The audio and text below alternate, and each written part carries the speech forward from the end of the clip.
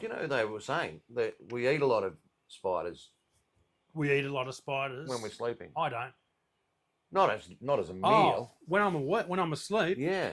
Well, I mean, you can put anything in my mouth when I'm asleep. It's open. Okay. Yeah. It's even more open than when I'm awake, and it's open a lot when I'm awake. I love the sound of my voice. Open for business.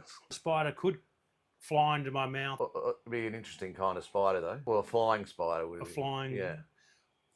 If there's one thing the world could use right now, It's flying spiders. flying spiders. We've got everything else. Yeah. It's a time of incredible stress. Well, my wife Maybe we need just a little bit more stress. Yeah, like a massive bird spider. Oh, So it's coming at you with fangs out, ready to inject into your neck straight away, because that's what they go for. Does it make a noise? I don't think they have larynx. I reckon I could get my wife onto that. you could get your wife onto what? She's a genetic scientist. A genetic scientist. You could get her to. Get some wings on a spider. Can you get some wings on a spider for me, Yeah. Dal? And That wasn't a spider. it's flying around though. Yep. I think it is blood sucking though. Blood sucking freaks.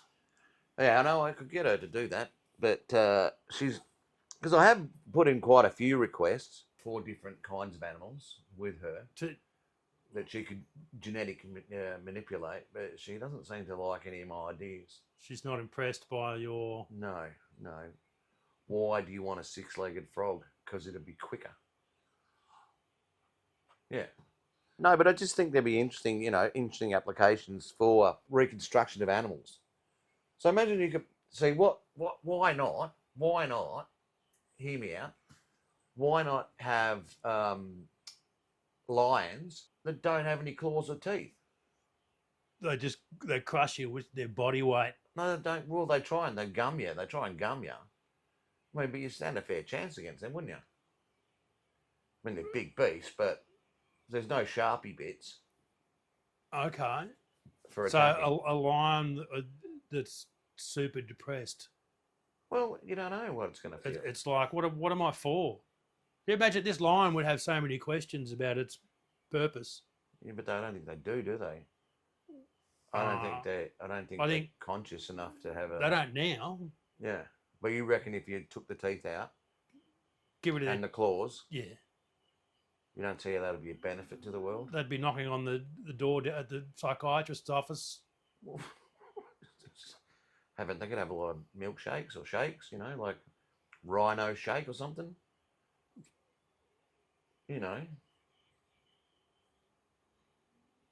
Huh? Blend it up. You blend up a rhino or whatever, hippopotamus or whatever.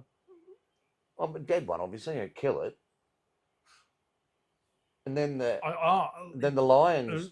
No, wait, hold on. Then the lion is satisfied. How upsetting. The lion's satisfied. Well, it's got to eat something, doesn't it? How big is this blender? Well, rhino size, I suppose. I mean, industrial, obviously. Oh. And so, well, you know how they do that industrial farming. You know how they get the cows and they industrialise and farm them like that. We could do the same thing. Oh, okay. And then, right. then you could have Of course. But then you could. This is the cool part. Then you could have like open park range zoos with these special lions, the genetically modified lions. Yeah. Kids could run around. Okay. Could have a pat of them. Right, and you feed them with the equivalent of like the horrifying protein we eat. Yeah. Like the horrifying ways that we don't think about because No, you don't want to look at that. You can't. No, you can't look. You can't think about it. I had this one idea once, ages ago, for doing a zoo. So I like going to zoos. Zoos are cool. Doing a zoo. But then, when you go to the zoo, you see all the animals just wandering around and being depressed and shit like that, and you go, that's fucking awful. Yeah, they don't look like their heart's in it. So I come up with this idea, right? No one gets on board with me when I tell it to them, but it's a good idea, I think. It's basically a Labrador Zoo, right? A Labrador Zoo. Yeah, but let me finish. Let me get you in on the good bit. Okay. Is that all the Labradors are dressed up as other animals. So you got Labradors dressed up as rhinos. Some of them are dressed up as lions and tigers and shit like that. So Well, I reckon it'd be a good idea because the other thing is like Labradors don't hurt kids, do they? well, yes. But what I'm saying with my zoo is that them kids could really interact.